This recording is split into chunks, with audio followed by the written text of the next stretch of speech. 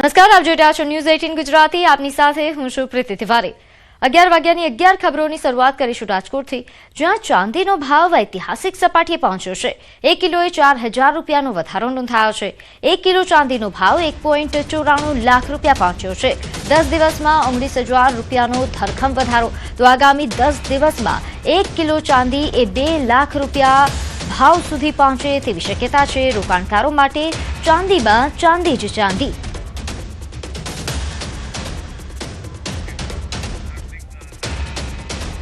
ત્યારે હાલ ચાંદીનો ભાવ જે ઐતિહાસિક સપાટીએ પહોંચ્યો છે, ખાસ કરીને રાજકોટમાં ચાંદીના ભાવ વધતા કેવા પ્રકારનો માહોલ, તેને લઈને વધુ વિગત સાથે મારી સાથે સંવાદદાતા હાર્દિક જોડાઈ ગયા છે। હાર્દિક, ચાંદીના જે રોકાણકારો છે તેમના માટે તો હવે ચાંદી જ ચાંદી છે, કારણ કે જે ભાવ ઐતિહાસિક સપાટીએ પહોંચ્યો છે, કેવો માહોલ સોની બજારમાં? ચોક્કસથી પ્રીતિ, હાલ જે રાજકોટમાં જે ચાંદીના ભાવમાં જે આજે ઐતિહાસિક સપાટીએ ભાવ ખુલ્યો છે, ખાસ કરીને ચાંદીના અલગ અલગ જે દાગીના હોય છે તેમાં ભાવમાં પણ ધરખમ વધારો આવ્યો છે। આજે 4000 રૂપિયાના ભાવ વધારા સાથે ઐતિહાસિક સપાટીએ જે છે એ ચાંદી ખુલ્યું છે। હાલ આપણી સાથે અહીંયા દુકાનદાર છે, આપણે એમની સાથે પણ વાત કરવાનો પ્રયાસ કરીશું। શું કહેશો, આજે જે ચાંદી છે ઐતિહાસિક સપાટી સાથે ખુલ્યું છે? હા, આજે જોઈ તમે આજે ઓલરેડી 1,94,000નું ચાંદી ઓપન થયું છે, જેથી અત્યારે માર્કેટમાં ટોટલી નવો માહોલ ઊભો થઈ ગયો। ચાંદી એટલું બધું એકાએક વધારો થયો છે, લાસ્ટ 1 યરથી વધે જ છે કન્ટિન્યુ। અત્યારે બજારમાં કેવો માહોલ છે? બજારમાં અત્યારે ચાંદીનો બધો એક જ માહોલ છે કે જેટલું લ્યો એટલું ચાંદી લ્યો, આજે લ્યો સસ્તું જ છે, બધે એમ વિચારે છે। ખાસ કરીને 2 લાખ રૂપિયા સુધી પહોંચે, કેટલા દિવસમાં પહોંચી શકે છે? તમને શું શક્યતા દેખાય? નિયર અબાઉટ પહોંચી જ ગયું છે, 1,94,000 પહોંચી ગયા છે, તો ટૂંક સમયમાં લગભગ પહોંચી જશે, જે અમે ગણતરી કરી છે એ પ્રમાણે। રોકાણકારો માટે ચાંદી અત્યારે કેવું ચાંદી બની ગયું છે? સૌથી બેસ્ટ વસ્તુ ચાંદી છે અત્યારે। ઇન ફ્યુચર તમને બેસ્ટ બેનિફિટ જોતા હોય એ તો સિલ્વરમાં વધારે ઇન્વેસ્ટમેન્ટ કરવું જોઈએ। ખાસ ખરીદનારા લોકોની સંખ્યા ઘટી છે ખરી અત્યારે? ના, ઉલટાની વધી છે।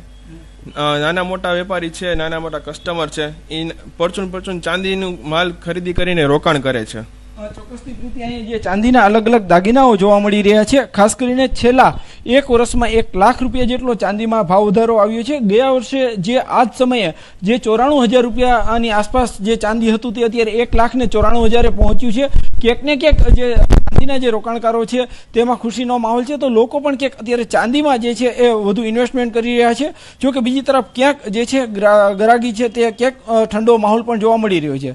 જી હાર્દિક, આભાર માહિતી આપવા બદલ। તો હાલ જે રીતે સંવાદદાતાએ જણાવ્યું કે ચાંદીનો ભાવ જો ઐતિહાસિક સપાટીએ પહોંચ્યો છે, 1 કિલો કે જેમાં 4000 રૂપિયાનો વધારો નોંધાયો છે।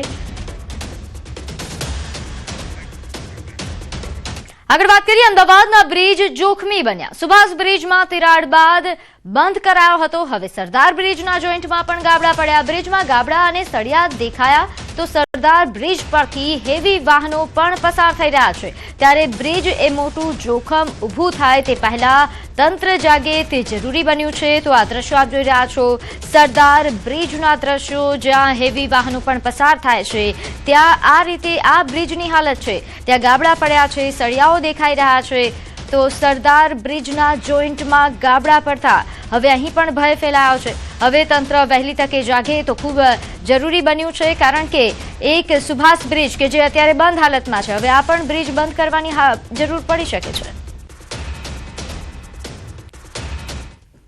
એક પછી એક બ્રિજ છે તે જોખમી બનતા જાય છે। સુભાષ બ્રિજમાં તિરાડ પડી છે અને હવે સરદાર બ્રિજ છે તેમાં પણ અત્યારે આપ જોઈ શકો છો કે સળિયા દેખાઈ રહ્યા છે, જે જોઈન્ટ્સ છે ત્યાં આ સળિયા દેખાઈ રહ્યા છે, સાથે જ ગાબડા છે તે પડી ગયા છે। એટલે કે આ સુભાષ બ્રિજમાં પણ તિરાડ પડી અને ત્યારબાદ એ બ્રિજ છે તે બંધ કરવામાં આવ્યો।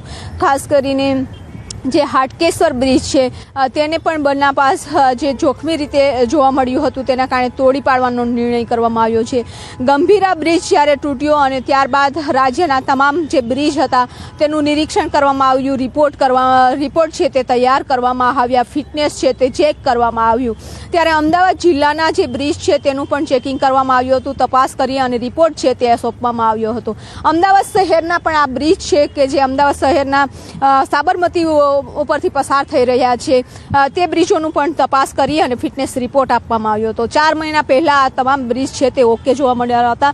અને બીજી બાજુ કે આ જે જમાલપુર બ્રિજ છે, ખાસ કરીને સરદાર બ્રિજ કહેવામાં આવે છે, જમાલપુરથી પાલડીને જોડવામાં આવે છે, જે આ બ્રિજ છે તેને ખૂબ જ જોખમી છે તે સાબિત થઈ રહ્યો છે. ગાબડા પડી રહ્યા છે અને ત્યાંથી હેવી વાહનો પણ નીકળી રહ્યા છે, કારણ કે પાલડી તરફથી જ્યારે જમાલપુર તરફ જાય છે એપીએમસી આવેલી છે અને એપીએમસીમાં જે ટ્રકો આવતા હોય છે કે એટલે કે હેવી વાહનોનું પણ અહીંથી અવર જવર થઈ રહ્યું છે, ત્યારે લોકો માટે, વાહન ચાલકો માટે આ જોખમી સાબિત થઈ રહ્યું છે. ત્યારે જોવાનું એ છે કે હવે તંત્ર ક્યારે જાગે છે. કેમેરામેન નિલેશ સોસા સાથે વિપુ પટેલ, ન્યૂઝ 18 ગુજરાતી, અમદાવાદ. તો આપ આ બે દ્રશ્યો જુઓ. અમદાવાદના જ આ બંને દ્રશ્યો છે, એક સુભાષ બ્રિજના અને એક સરદાર બ્રિજના. આ બંને બ્રિજની હાલત જર્જરિત હાલતમાં છે. સુભાષ બ્રિજ જે હમણાં થોડા દિવસ અગાઉ જ બંધ કરી દેવામાં આવ્યો છે, તેનું નિરીક્ષણ થઈ રહ્યું છે, તપાસ કામગીરી થઈ રહી છે. બીજી તરફ હવે સરદાર બ્રિજથી પણ આવા જ પ્રકારના દ્રશ્યો સામે આવ્યા છે. અહીં પણ તિરાડો પડી છે, બ્રિજના જોઈન્ટ પર ગાબડાઓ પડ્યા છે, જેના કારણે ભય ફેલાયો છે. અહીં હેવી વાહનોની અવર જવર વધારે હોય છે, તો કોઈ દુર્ઘટના થાય તો જવાબદાર કોણ? અહીં સૌથી મોટો સવાલ એ પણ થઈ રહ્યો છે કે હાટકેશ્વર બ્રિજ વિવાદ બાદ જ્યારે અમદાવાદના બધા બ્રિજની ચકાસણી કરવામાં આવી, બધા બ્રિજના ફિટનેસ માટેની ચકાસણી કરવામાં આવી હતી, તેમ છતાં આ બ્રિજની હાલત આ પ્રકારની કેવી છે? ત્યારે શું આ બ્રિજની આ તિરાડો કે આ બ્રિજ જર્જરિત હાલતમાં છે તે નહોતું દેખાયું? તે મોટો સવાલ છે. પરંતુ હાલ આ બ્રિજ એ ઘણા સવાલો ઉભા કરી રહ્યા છે. આગળ વાત કરીએ, અમદાવાદમાં પ્રી સ્કૂલ સામે તવાઈ. બીજા દિવસે પણ આ તવાઈ યથાવત છે. દક્ષિણ પશ્ચિમ ઝોનમાં આવેલી પ્રી શાળાઓ પર એએમસીની તવાઈ. બીયુ પરમિશન વગર ચાલતી 13 પ્રી સ્કૂલ સીલ કરવામાં આવી છે. વેજલપુર, સરખેજ અને જોધપુરમાં કાર્યવાહી કરવામાં આવી. બીયુ પરમિશન તેમજ ઇમ્પેક્ટ ફી ન ભરી હોવાથી આ કાર્યવાહી થઈ રહી છે. અગાઉ અનેકવાર તાકીદ કરવા છતાં પરમિશન ન લેવાતા આ સીલની કાર્યવાહી થઈ રહી છે. બીજા દિવસે પણ 13 જેટલી પ્રી સ્કૂલને તાળા વાગ્યા.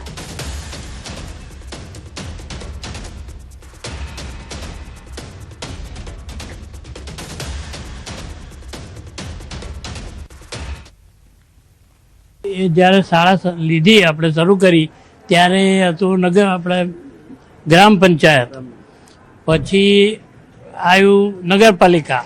એ વખત ક્યાંય કશું હતું નહીં અને હવે આ વાત ઊભી થઈ.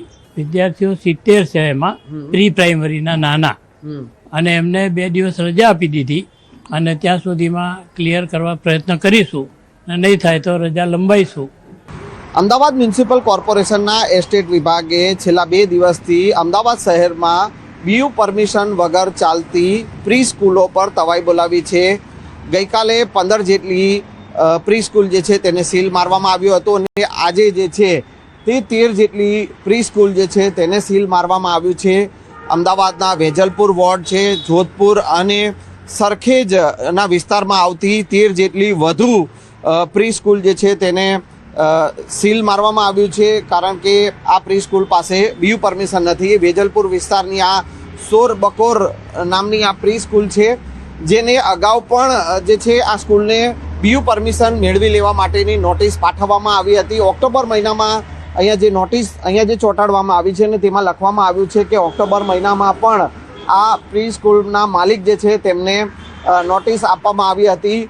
તેમ છતાં આ જે છે બીયુ પરમિશન નહીં લેવામાં આવતા હાલ આપ જોઈ શકો છો કે અહીંયા વેજલપુર વિસ્તારની આ સોર બકોર પ્રી સ્કૂલ જે છે તેને સીલ મારી દેવામાં આવ્યું છે અને આગામી દિવસોમાં પણ બીયુ પરમિશન વગર ચાલતી જે પણ પ્રી સ્કૂલ જે છે તેમની સામે કાર્યવાહી યથાવત રાખવાનું આયોજન અમદાવાદ મ્યુનિસિપલ કોર્પોરેશનના એસ્ટેટ વિભાગ દ્વારા કરવામાં આવ્યું છે. કેમેરામેન પ્રકાશ દેસાઈ સાથે સંજય ટાંક, ન્યૂઝ 18 ગુજરાતી, અમદાવાદ. વડોદરામાં વિદ્યાર્થીઓ વચ્ચે બબાલ સર્જાઈ. ખાનગી શાળાના વિદ્યાર્થીઓ વચ્ચે મારામારી થઈ. નજીવી બાબતે જાહેરમાં ધીંગાણું સર્જાયું. ઉંડેરા વિસ્તારની ઘટના છે, જ્યાં શાળાના વિદ્યાર્થીઓ દ્વારા મારામારી કરવામાં આવી, જેનો એક વિડીયો પણ સામે આવી રહ્યો છે. બેફામ બનેલા વિદ્યાર્થીઓ એ છૂટા હાથની મારામારી કરી રહ્યા છે. વિદ્યાર્થીઓ વચ્ચે સર્જાયેલા ધીંગાણાના વિડીયો વાયરલ થયા છે. ન્યૂઝ 18 ગુજરાતી આ વાયરલ વિડીયોની પુષ્ટિ નથી કરતું. તો આપ જે આ દ્રશ્યો જોઈ રહ્યા છો, આ શાળાના વિદ્યાર્થીઓ લાગી રહ્યા છે જે કોઈ નજીવી બાબતે મારામારી પર ઉતરી આવ્યા હોય તે પ્રકારના આ દ્રશ્યો છે. આ ધીંગાણાના વિડીયોઝ વાયરલ થઈ રહ્યા છે. વધુ વિગત સાથે મારી સાથે સંવાદદાતા હાર્દિક જોડાઈ ગયા છે. હાર્દિક, આ વાયરલ વિડીયો પાછળની શું હકીકત? બિલકુલ બીજો આ વિડીયોની વાત કરવામાં આવે તો આ કઈ શાળાના વિદ્યાર્થીઓ છે તે હજી સુધી સ્પષ્ટ થયું નથી, પરંતુ સૂત્રોના હવાલેથી એવી માહિતી મળી રહી છે કે લગભગ 4-5 દિવસ પહેલા શહેરના ઉંડેરા વિસ્તારમાં જે વિદ્યાર્થીઓ છે તેમની વચ્ચે જાહેરમાં મારામારી જે છે તે થઈ હતી. મારામારીનું જે કારણ છે તે પણ હજી સામે આવ્યું નથી, પરંતુ દ્રશ્યો જે છે તે ખરેખર ચોંકાવનારા છે અને વાલીઓને ચિંતામાં મૂકે તેવા છે. કારણ કે દ્રશ્યોમાં જોઈ શકાય છે કે વિદ્યાર્થીઓ એ હદે બેફામ બન્યા છે કે આડેધડ એકબીજા સાથે છૂટા હાથની મારામારી કરી રહ્યા છે અને જાહેર રસ્તા પર ધીંગાણું સર્જાયું હતું. કેટલાક રાહદારીઓ છે એ ત્યાંથી પસાર થઈ રહ્યા હતા.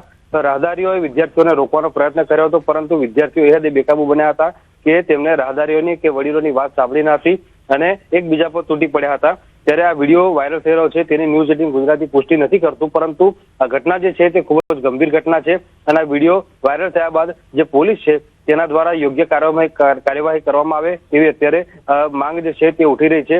અને બીજી મહત્વની વાત કે વડોદરા શહેરની વાત કરીએ તો છેલ્લા એકાદ મહિનાની અંદર આ લગભગ બીજી ત્રીજી ઘટના છે કે શાળાના વિદ્યાર્થીઓ આ રીતે બાખડતા હોય, ત્યારે ચોક્કસથી વાલીઓએ અને જે શાળા સંચાલકો છે તેમને પણ તકેદારી રાખવાની જરૂર છે. બિલકુલ, આભાર માહિતી આપવા બદલ. આગળ વાત કરીએ જૂનાગઢ વોર્ડ નંબર 15ના કોંગ્રેસ કોર્પોરેટર સામે ફરિયાદ. વોર્ડ નંબર 15માં થયેલા રસ્તાના નબળા કામને લઈને ફરિયાદીએ અરજી કરી હતી. અરજી પાછી ખેંચી લેવા અન્ય માણસો દબાણ કરતા હતા, જે બાબતનું બંદૂક રાખીને કોર્પોરેટરે બેફામ ગાળો આપી, જાનથી મારી નાખવાની પણ ધમકીઓ આપી. કોર્પોરેટર સહિત 2 શખ્સો સામે પોલીસે ફરિયાદ નોંધી છે. કોર્પોરેટર રમણ પરમાર અને રાજુ નંદવાણી સામે પોલીસ ફરિયાદ.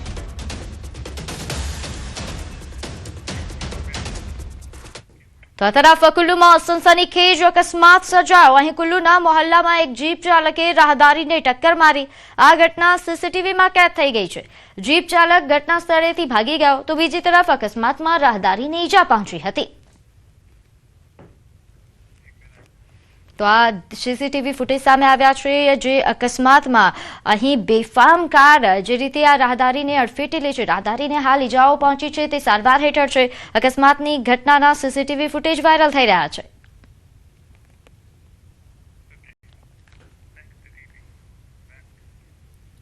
તો સુરતમાં કાર અને મોપેડ વચ્ચે અકસ્માત સર્જાયો. ઓલપાડના મુળદ પાટિયા નજીક આ અકસ્માત સર્જાયો, જ્યાં કાર અને મોપેડની ટક્કર થઈ અને 4 રસ્તા પર બાઇક તેમજ કાર એ માર્ગ ક્રોસ કરી રહ્યા હતા. તે સમય દરમિયાન મોપેડ અને કાર એકબીજા સાથે અથડાઈ અને મોપેડ ચાલકને પગના ભાગે ઈજાઓ પહોંચી, જ્યારે સ્કોડા કાર ડિવાઈડર તોડીને સામે માર્ગ પર ભટકાઈ. અહીં કાર ચાલક પરિવાર એ મુંબઈના રહેવાસી છે, જે સુરતથી અમદાવાદ જઈ રહ્યા હતા તેવી માહિતી.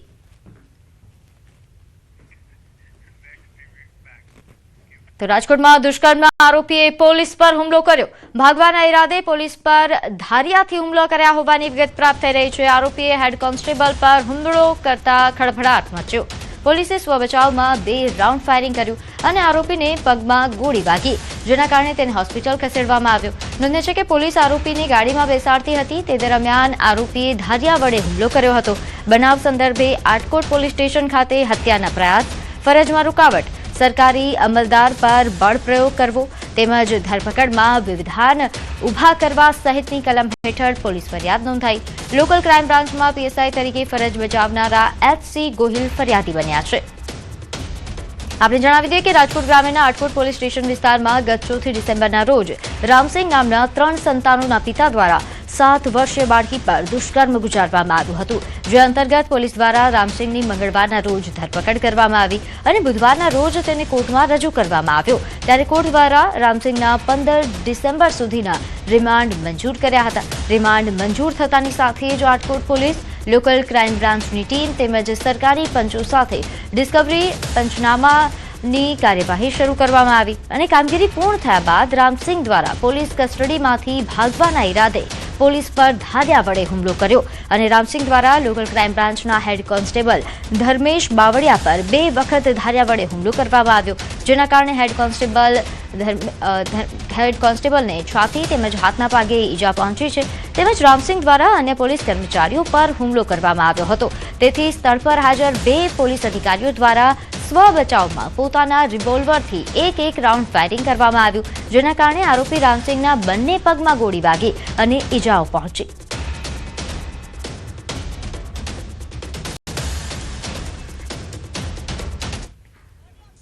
અમારા આટકોટ પોલીસ સ્ટેશનના પીઆઈ, એલસીબીની ટીમ અને એસઓજીની ટીમ સાથે ત્યાં પંચનામો કરવા માટે ગયા હતા. પંચનામો પૂરો થયા પછી ત્યાં જ પૂરો થતા જ્યારે પરત આવતા હતા ત્યારે આરોપીએ ભાગવાના ઈરાદાથી પોલીસ ઉપર જાનલેવા હુમલો કર્યો. ત્યાંથી એક લોખંડનો ધારિયાથી અમારી પોલીસ ઉપર હુમલો કરવામાં આવ્યો અને અમારો એક પોલીસ હેડ કોન્સ્ટેબલ જો એલસીબીમાં ફરજ બજાવે છે ધર્મેશભાઈ બાવલિયા, એના ઉપર 2 વખત ધારિયાથી હુમલો કરવામાં આવ્યો, જેથી ધર્મેશના હાથ ઉપર અને ચેસ્ટ ઉપર ઈજા થઈ છે અને બીજા કર્મચારીઓ તરફ દોડતા હુમલો કરતા અને સેલ્ફ ડિફેન્સમાં અમારા પોલીસના 2 અધિકારીઓ તરફથી એક રાઉન્ડ જેટલો આને કાબુ કરવામાં જરૂરી હોય એટલો ફોર્સ યુઝ કરવામાં આવ્યો અને બંને પગમાં એક ગોળી આરોપીને વાગી છે. તો દુષ્કર્મ કર્યા બાદ હવે આરોપીને ભૂલ સમજાઈ. પોલીસની કાર્યવાહીથી ડરી ગયો અને આટકોટ દુષ્કર્મનો આરોપી એ પોતે ભૂલ સ્વીકારી રહ્યા હોવાનો વિડીયો સામે આવ્યો છે. ભવિષ્યમાં આવી ભૂલ ક્યારેય નહીં કરું તેવા પ્રકારનું તેનું નિવેદન. આરોપીએ કહ્યું કે ગુજરાતમાં ક્યારેય આવશે નહીં અને ગુજરાત સામે જોશે પણ નહીં. દુષ્કર્મના ગુનેગાર સામે પોલીસના એક્શનથી ગુનેગારોમાં પણ ફફડાટ. आप मेरे से भूल गए, दोबारा कभी भूल नहीं करूँगा और कभी कहीं गुजरात में कभी आएंगे भी नहीं, देखेंगे भी नहीं. आज से माफ करो, हाथ जोड़ तुम्हारा. રાજકોટ શહેરના એ ડિવિઝન પોલીસ સ્ટેશન વિસ્તારમાં 9 ડિસેમ્બર 2025ના રોજ મોમાઈ ટી સ્ટોલ પાસે મયુર લઢેર નામના મિત્ર દ્વારા ધાર્મિક મકવાણા નામના મિત્રને છરીનો ઘા મારીને છાતીના ભાગે ઈજા પહોંચાડી હતી અને તેની હત્યા કરી હતી. ત્યારે આ બનાવ સામે આવ્યા બાદ સમગ્ર મામલે ગણતરીની કલાકોમાં એ ડિવિઝન પોલીસ દ્વારા તાત્કાલિક અસરથી રિક્ષા ચાલક મયુર લઢે નામના આરોપીની ધરપકડ કરવામાં આવી અને બુધવારના રોજ આરોપીને ઘટના સ્થળે લઈ જઈ રીકન્સ્ટ્રક્શન સહિતની કામગીરી કરવામાં આવી હતી. એ ડિવિઝન પોલીસ દ્વારા બનાવ સંદર્ભે ગુનાના કામે વાપરવામાં આવેલા હથિયાર પણ કબજે કરવામાં આવ્યા છે. તેમજ તપાસ સંદર્ભે સીસીટીવી ફૂટેજ પણ કબજે કરવામાં આવ્યા. ધાર્મિક મકવાણા નામનો યુવાન એ ફૂટપાથ પર સૂતો હોય તેવા ગરીબોને હેરાન પરેશાન કરી રહ્યો હતો, જેથી તેના મિત્રો તેને સમજાવી રહ્યા હતા. તે સમયે મયુર લઢેર પણ ધાર્મિકને સમજાવવાનો પ્રયાસ કરી રહ્યો હતો, પરંતુ ધાર્મિક દ્વારા મયુરને ગાળો આપવામાં આવી, જેના કારણે મયુર દ્વારા પોતાની પાસે રહેલ છરી વડે છાતીના ભાગે એક ઘા ધાર્મિકને મારતા તે ગંભીર રીતે ઇજાગ્રસ્ત થયો હતો.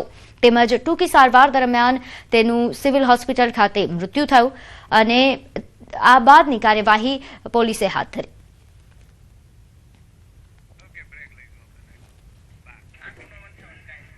હાલ સમય થયો છે એક નાનકડા વિરામનો.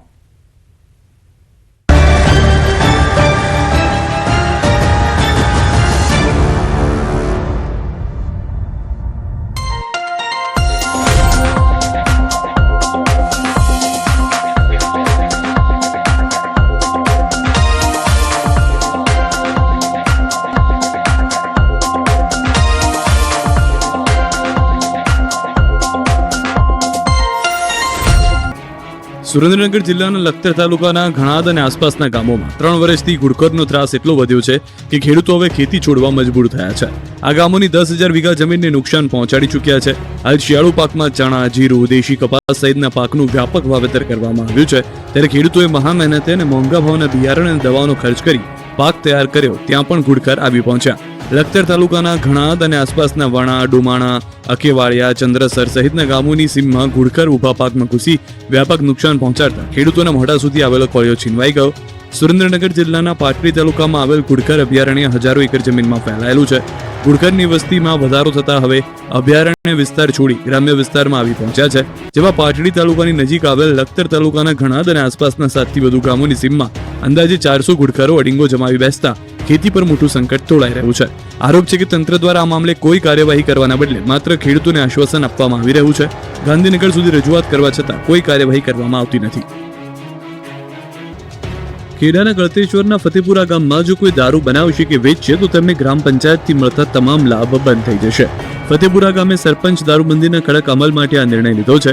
ગ્રામસભામાં ઐતિહાસિક ઠરાવ પસાર કરાયો હતો. આરોપ છે કે અત્યાર સુધીમાં ગામમાં ભેળસેળવાળા દેશી દારૂને કારણે 25 થી 35 વર્ષના યુવાનોના મોત થઈ ચૂક્યા છે. નાનું ગામ હોવા છતાં દારૂના દૂષણને કારણે વર્ષે 10 થી વધુ બહેનો વિધવા બને છે.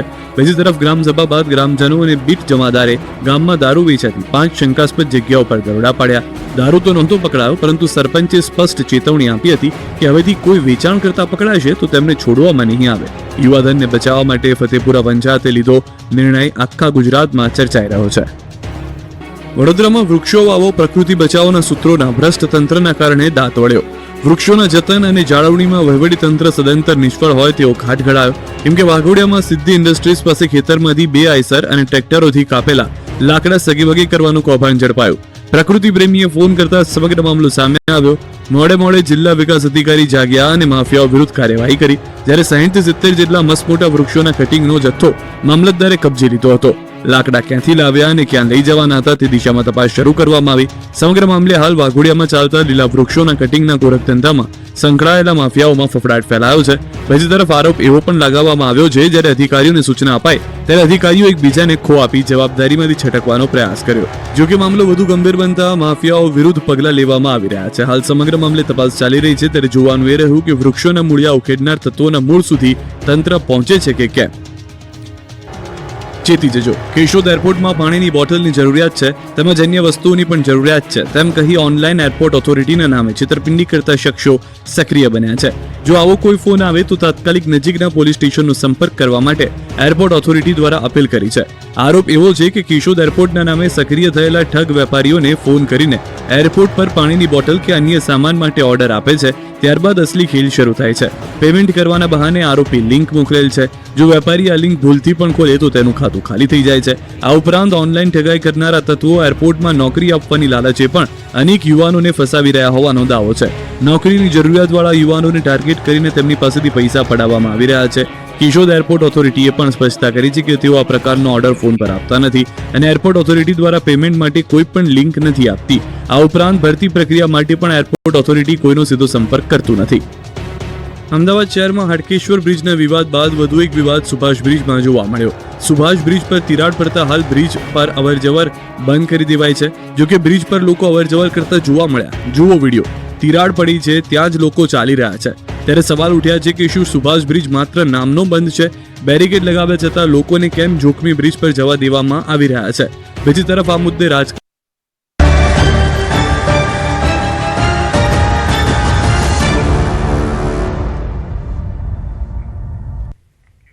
વિરામ બાદ આપનું સ્વાગત છે. આગળ વાત કરીએ સુરતમાં ટેક્સટાઇલ માર્કેટમાં આગની ઘટના મામલે. અહીં 11 કલાક બાદ આગ પર કાબુ મેળવાયો. પર્વત પાટિયા વિસ્તારમાં આવેલી રાજ ટેક્સટાઇલ માર્કેટમાં આગ લાગી હતી. મોડી રાત્રે 9 કલાકે ફરી એક વખત આ દુકાનમાં આગ લાગી હતી. 125 માણસો, 25 ગાડી તેમજ 2 હાઇડ્રોલિક પ્લેટફોર્મ દ્વારા આગ પર કાબુ મેળવવા માટે જહેમત ઉઠાવવામાં આવી અને કામગીરીમાં 3 કર્મચારીઓને નાની મોટી ઇજાઓ પણ પહોંચી. આ આગ કાબૂમાં આવી તે બાદ માર્કેટમાં કોઈ પણ વેપારી પ્રવેશ નહીં કરી શકે. આજે એન્જિનિયરની ટીમ દ્વારા માર્કેટનું સર્વે થશે.